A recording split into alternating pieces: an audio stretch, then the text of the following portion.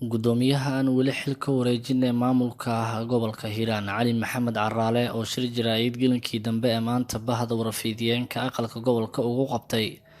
ayaa ka hor yimid xilka qaadistii uu ku sameeyay shalay madaxweynaha Hirshabelle Dr Maxamed Cabdi Waare ka oo xilka gudoomiyaha cusub ee gobolka Hiiraan wareegto uu soo saaray ugu magacaabay inuu noqdo Cali Jeyte Cismaan markii saddexaad. Gudoomiye Caraale ayaa shaaciyay in xilka qaadistiisii ay balmarsan tahay dastuurka dalka iyo kan Hirshabelle waxa uuna carabka ku dhuftay inuu yahay weli gudoomiyaha sharciga ah ee maamulka gobolka Hiiraan ee Hirshabelle. Bismillahir Rahmaanir Rahiim. Waad salaama dhamaantiin meediyaha maanta halkan isugu yimid. Waxaan rabaa inaan ka jawaabo arrin aan social media ka maqlay oo ah warqad uu soo qoray madaxweynaha dowlad goboleedka Hirshabelle Mudane Maxamed Cabdi Waare oo u qorneyd xilka qaadis. Anoo ka jawaabay warqadaas waxaan leeyahay waa sharci darro waxay ka soo horjeedaa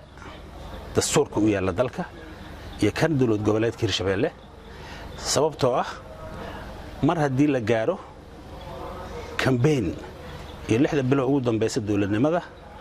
qofna xil looma dhiibi karo qofna xil laga qaadi karo iyadoo ujeedadu ay tahay in la og yahay waxa maanta dhacay inay dhacayaan oo markii lagu dhawaado xilliga doorashooyinka dadka madaxda ah uu galo khalkhal siyaasadeed isla markaana ay taageero ku raadsadaan inay waxna xilka ka qaadaan waxna xilka u dhiibaan. marka waxaan leeyahay Maxamed Cabdi Waare war la qabaa xiisama leh waxaan kuwa adiga kula mid ah oo sidaadoo kale u feel garoobay ayaa hore u sameeyay marka ma shaqaynayso waa qodobka soo horjeeda dastuurka in qofku wuxuu isku aajisto qofkii uu arko inuu challenge ku yahay ama uu kursigiisa ku dhow yahay ama damac ku jira isaga mid lamada uu ku jiro inuu xilka ka qaado. waxaan leeyahay marka fikirkaasi waa fikir oo fashil ah oo horta lagu soo fashilmay anoo ku hadlaaya magaca maamulka gobolka Hiiraan iyo magaceygaba waxaan cambaaraynaa dhaqanka xun iyo hogaaminta xun maanta ka jirta dowlad goboleedka Hirshabelle u baahan in dib loo dhiso. waxaan leeyahay waxaad ku feel garowday hogaamintaadii dhinaca siyaasadda waxaad og tahay inaad wax ka qaban waysay xaanshidii adiga aad qortay aad gudoomiyaha degmada Buuloburti ku magacaawday aad Buuloburti geysay aad meel mari waysay 30 casho aad meesha jiiftay oo aad ku feel garowday oo aad ka carartay ayaan muddo 7 maalmood ku soo dhameeyay adoo ka xun arrimaha noocaas ah iyo kuwa la mid ah aan wadanka ka qabtay aan gobolka ka qabtay ayaa ku riday masayrka noocan oo kale ah. marka waxaan filayay aqligaaga iyo garashadaadu in intaas ay ka badan tahay marka waa nasiib darro wadanka wada leenahay waan u shaqaynaynaa yeelina meeno dhaqamada noocaas oo kale inay meel maraan. muddadii aan meesha joognay waxaan ka qabanay mashaariic waaweyn oo waxtar leh kuwa kale badan hadda ay noo balansanaayeen. waxa marxaati ka ah meesha maanta aad arkaysaan oo aan taaganahay kaamarooyinka ay hayaan noocay u taalo iyo standardkeeda waa aragtaan markaan imaanaynina waxay ahayd musqulo kale wax lagu tilmaamo. waxaan leeyahay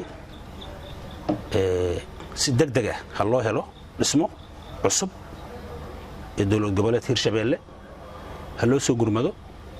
dowladda federaalka ah iyo beesha caalamka sidii loo dhisi lahaa maamulka Hirshabelle wax aqoonsi ah oo ay leedahay warqadaasi ma jirto umana hogaansami doono gudoomiyaha sharciga ah ee dastuuriga ah ee gobolka Hiiraan annaga ayaa ah ilaa iyo inta laga gaarayo dhismaha dowlad goboleedka Hirshabelle. aad iyo aad ay u mahadsantihiin dowladda federaalka waxaan u diraa inay sida ugu dhaqsaha badan u soo farageliso arrimahan مسؤولية الجودة وضنك الصومالي هي ذا ياسكله marka mar haddii statekii uu fashilmay leadershipkiisii uu fashilmay maamulkii meesha ka jira uu fashilmay muddo 3 sano ah caqliga meesha yaalla uu ahaa aan shilmaan ku raadsanno iyo shaxaad uu noqday haba yaraatay wax qabad aanu jirin waxaan ugu baaqaa dawladda federaalka ee beesha caalamka in si degdeg loo soo fargeliyo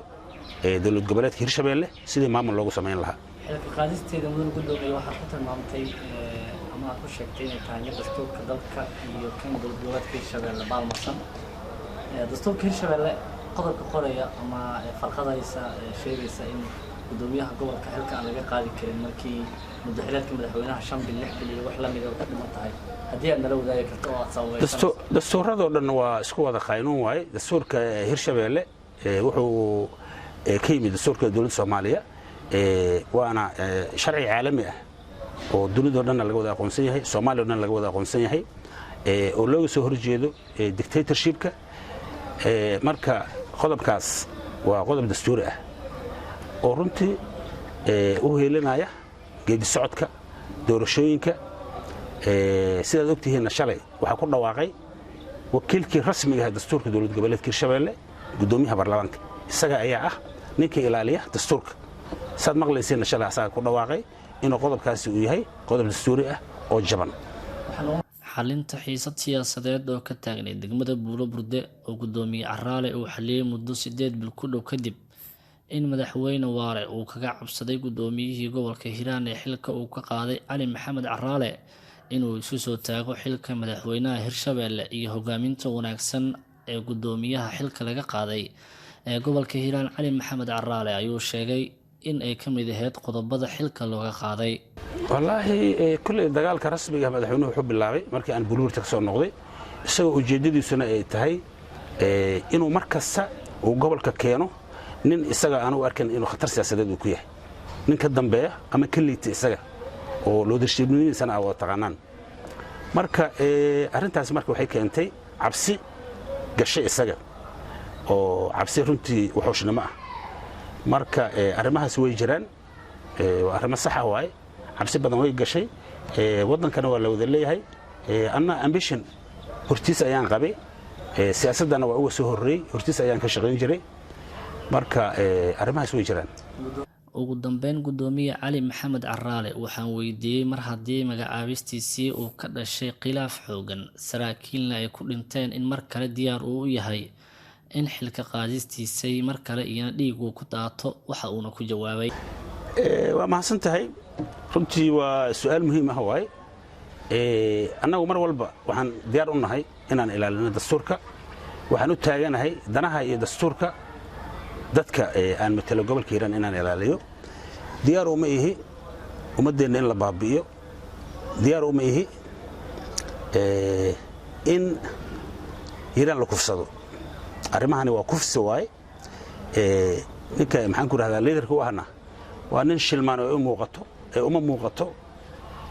waxyaabaha aan ka hadlayno oo qadiyadda gobolka Hiiraan ah wax badanna waa isku qabannay